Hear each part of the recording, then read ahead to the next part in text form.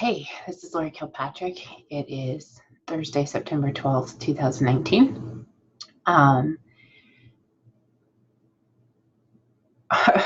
So I've been dealing with a bunch of different things, which is good, which is so funny because I do this all the time. So I actually made a commitment that I would take 90 days to grow my business, but instead I have been growing myself. We're decluttering the house a little at a time. I started a thing, it's called NAET. You should look it up. It's fascinatingly amazing. Dealing with relationships that aren't going so great and making peace with that on my end. And my anger is not being managed. It's just gone. I mean, it's still there, but I mean, it's gone. It's awesome. It happens, but it doesn't explode. Like, it's a thought that's took captive. It's a thought that's taken captive. I take that thought captive, and then it doesn't go any farther. It doesn't ever get out here. Oh, yeah, we're braided for the night, ready to go. Anyway, another thing is that I have in the past been super judgmental about people who have depression. But the reason is because it's something that I deal with. So, I went through therapy a long time ago, like 20 years ago, but my therapist was not a Christian therapist. And my therapist actually brought up things that weren't even a thing and kind of made them the focus. And then, yeah, it was a big fat mess. I call him my paid for friend. My paid for friend that didn't listen. So that sucked. But anyway, I'm pretty stubborn or tenacious, whichever word you want to use. So the thing that helped me, since seasonal depression was the one that just really, really got me, was I would put a washcloth out and let it freeze dry over the winter. And then I would bring it in. Like in the morning, I would put it out, and then I would bring it in when I did my evening chores because we had chickens. And then I would sleep with it because it would smell like summer. And that helped me get out of bed in the morning. That helped me to, I don't know, it's just something I needed, I guess. And that's what seemed to work for me. I did not have God at that time, so I wouldn't have known to seek out a Christian counselor, and I didn't know about truths in the Bible. But someone had put up an emergency about how her daughter is severely depressed and she's scared for her, but they have a doctor's appointment on Monday, and she asked for oil recommendation. So everyone is recommending oils, and one very wise woman said, get help, because this is not something that you, and since the mom was seeking help and not the daughter, you really don't have any control over how somebody else responds to things. And even though you see that they're incredibly depressed, and denial is a very, very powerful thing. But I wrote out for them in a way that I don't for people, because I don't want to be in that group. I don't want that label, and I don't want any of that, because I also don't think that it's a thing that is unmanageable. I will admit sometimes it slaps me upside the head and knocks me sideways, and sometimes it rocks my world to a point where I just want to throw up. But I do have some tools for this. I don't know how to apply the relationship thing to this just yet, but the things that have helped me are the lies. It's a lie. Anything that will send me sinking down into that pit, anything that makes me want to just let go and free fall so I can just have peace for that 3 seconds before I hit, whenever I get those feelings, I just speak truth. So I was calling, I don't like to call it depression. I like to call it a spiritual attack, kind of like a panic attack, but a spiritual attack. So I'll just start speaking truths. And my first truths needed to be very, very basic, because I was a pretty basic Christian, and I didn't understand about all of that. And I still didn't truly believe that Jesus had died for me. I thought he was just out there and loved everyone, and I wanted a piece of that. There is a song by Need to Breathe that said that everybody's fighting for the crumbs because they forget they've been invited to the table.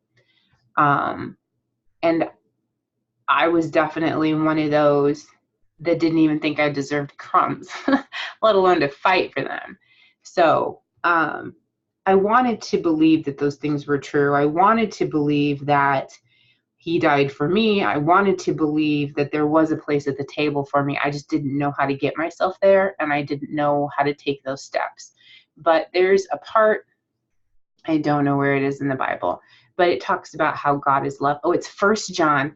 It's First John, because if it's just John, the same verse, whichever one it is when they're doing the 5 loaves and he sends them to the market, or like they talk about going to the market to get food or whatever. But it's in First John. So First John, whatever it is, it says that God is love. God is love. And then there's another verse, and I don't know where it is, and it says that Satan, which means the enemy, is the father of lies. So anything that is lies is of him, and anything that is love is of God. And hating yourself is not of God. Thinking you don't have value or worth is not of God.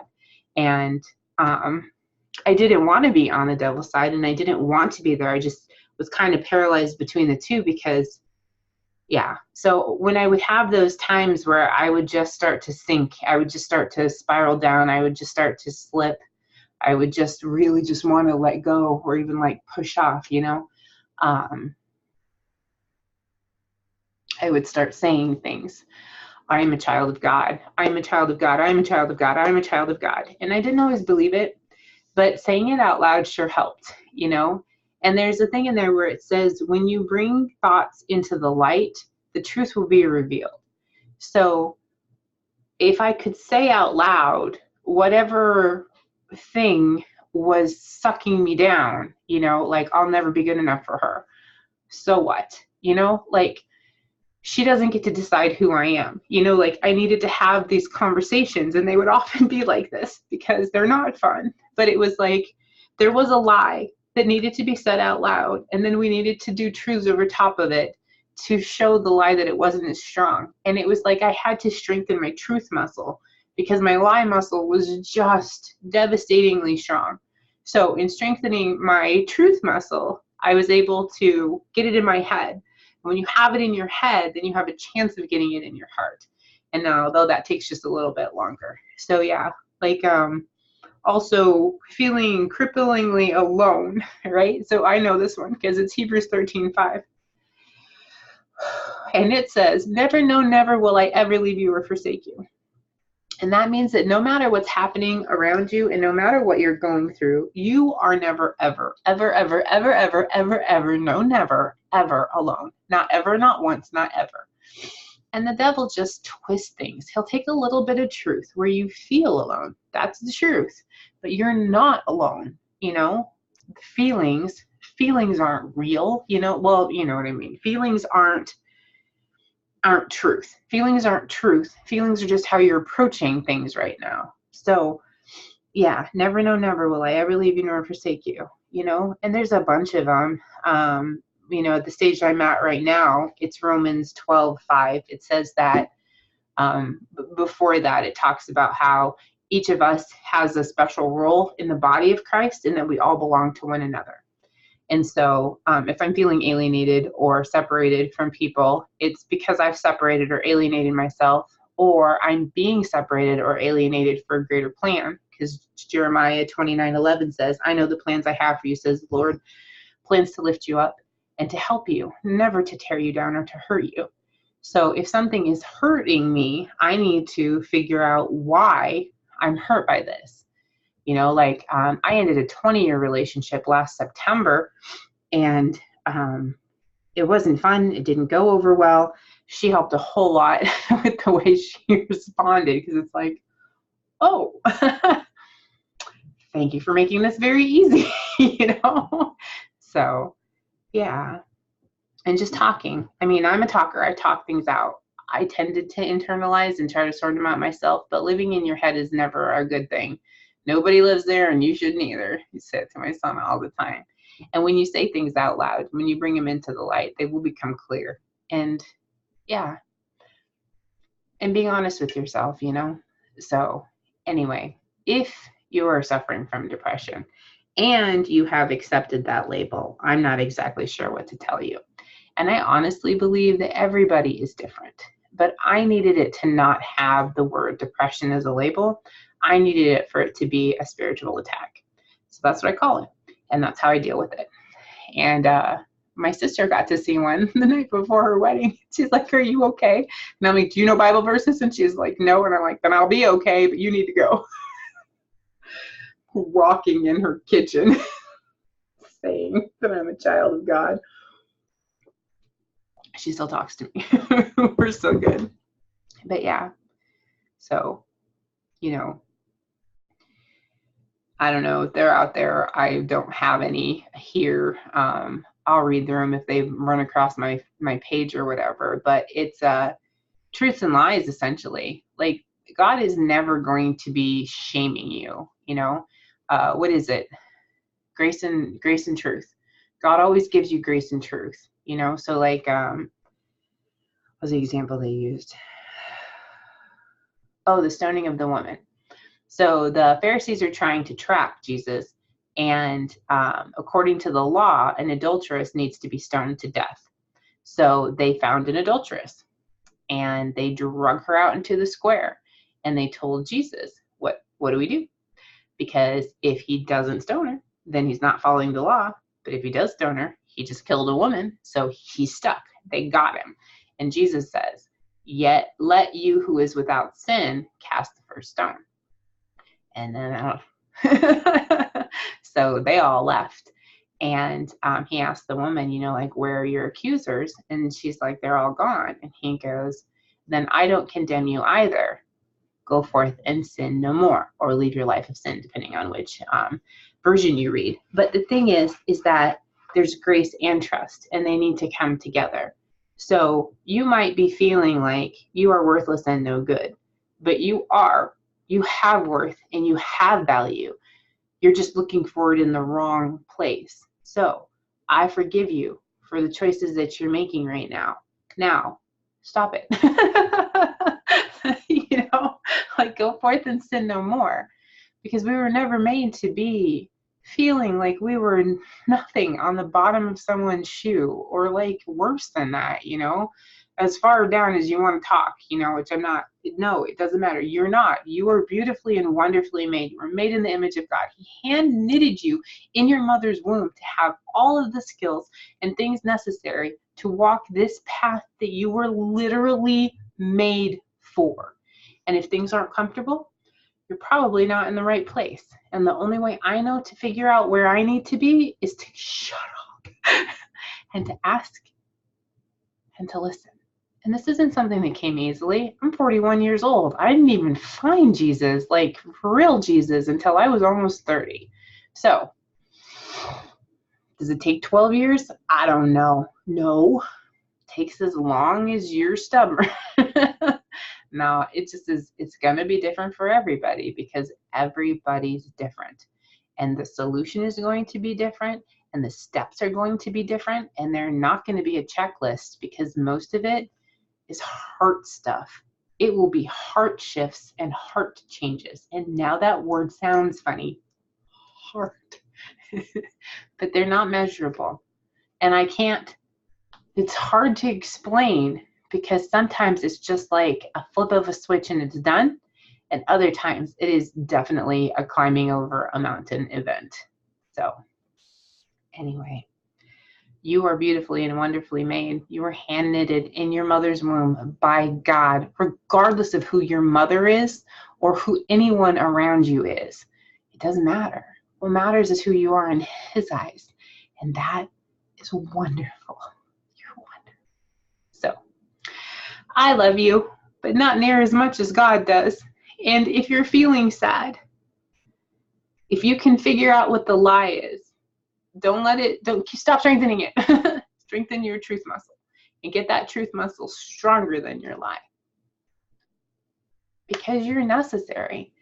And the enemy wouldn't attack you so badly if the role you had wasn't so important. Okay? I am not sure what time it is, but I'll tell you right now. The role that I was put in on this earth is not one that I thought had much value. And I didn't pursue it because I didn't think that it had much value or worth, you know? Like, it doesn't require a degree, and it doesn't require lots of people, you know, hoisting me on their shoulders, you know? It's none of that. It's none of that. I am a wife, and I am a mother, and I am a million other things, but those two roles are the most important roles in my life. And it's not because I was put here to support my husband, and it wasn't here because I was supposed to support my boys. Those are just the two vital roles that I am able and capable and wonderful at right now, because this is the stage he has me on in life.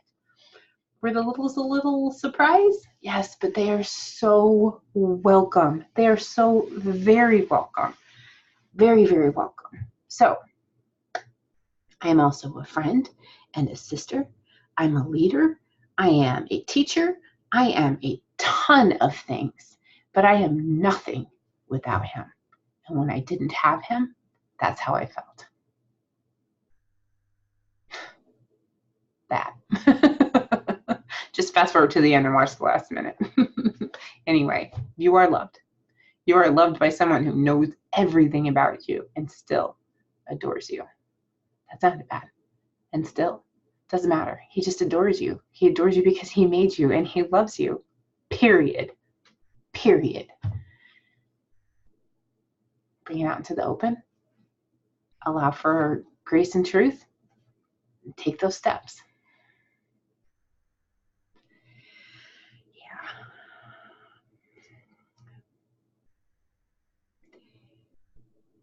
When I started all of this, before I had God, the scariest part of it was allowing for myself to hope. Hope hurt. It hurt to hope because I would be very specific in my hope and I would put it on other people that were just not capable of fulfilling that. And I was very controlling. So I needed this word to come out of their mouth in this time frame or I'm done. I would like, this hope is not going to happen. There will be no hoping. There will be no planting of a hope seed. There will be no watering of a hope seed. There will be no blossoming of a hope plant unless this specific thing happened in this specific way.